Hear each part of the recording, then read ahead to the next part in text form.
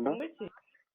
Ndi kukubwira turavugana n'umwagenti wa MTN kwa Sorore Mayirike nahingize ikibazo kuri nomero yanyu.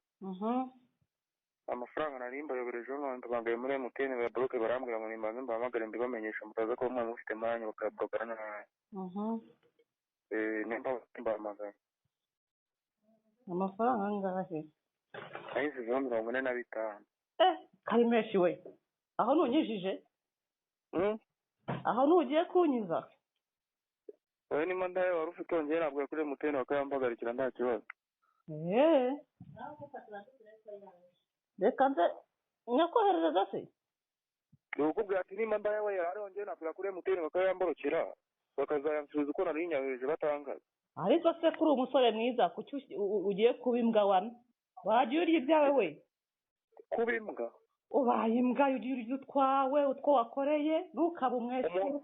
Mama baza bavuga ngo mabere ya nyoko ziba. Umugabo abimbwa ariko imyaka zibaho. Ugiye urya ibyo wakoreye. Urakaziba urwo rutuba rwawe rumeze nk'intama. Gashinuka kandi moro ya karya gashino ka nyoko gashikura umushumi ku mushino wa nyoko wambara ng'ikaruvati cyo gukingwa. Tayakanye ku meza sobukwe. Uragaturanya ko ku muderi w'amata.